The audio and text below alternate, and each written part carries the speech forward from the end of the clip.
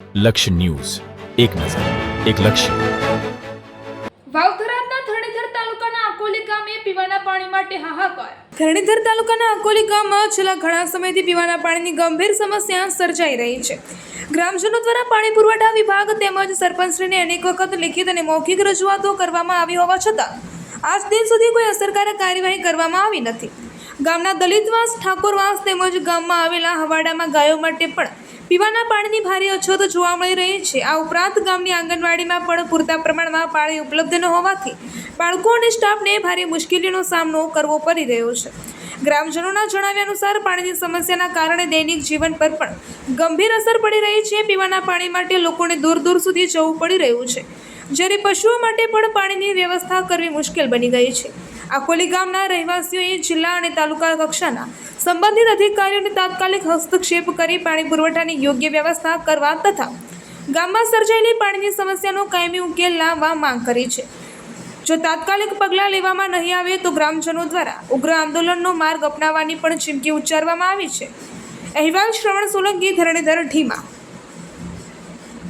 4 મહિનામાં ખાલી 10 દિવસ આવે દેખાવું તો ચૂંટણીનો સમય આવે ત્યારે કમ્પ્લીટ હોય. બાકી તો હુંકો વાળો પાણીનું કનેક્શન અમે કર્યું છે. મને અમુક થોડીક ગ્રંટ આલી હતી એમાંથી સરકાર શ્રીએ તો કે તમે કનેક્શન કરો, ટોકેથી કનેક્શન કરાયું પણ પાણી કનેક્શન કર્યું ન ટોકે નથી આવતું. ચો આવું મારે બોલો તો બાળકો ને કે સ્વસ્થ રાખો, હાથ ધોવડાવીને ખવડાવો, પૂતું કરો, બધું સ્વસ્થ રાખો, પણ સ્વચ્છતા પેલું પાણી હોય તો રાખો ને. ખાલી શુભાનો ગોઠિયો છે, બધી વાતો હોય છે. બાકી પબ્લિક હેરાન થાય છે, બાળકો થાય છે ને અમે બી થાવ. ગાયો માટે પણ પાણી ખાલી અવાડાની ગ્રંટ ફાળવી અવાડા બનાયા. બાકી પાણી બિલકુલ અવાડા છે. સંપણ તમે જોઈ શકો છો, સંપણ બિલકુલ ખાલી હાલતમાં છે. બરાબર, સામે ડોલ પણ ભરાય એટલો પાણી નથી. બરાબર, અને દેખો તમને હાલ લાઈવ બતાવેલું આ અવાડા પણ બંને ખાલી પડ્યા છે. સામેનો અવાડો પણ ખાલી છે. દેખો બિલકુલ ખાલી હાલતમાં છે.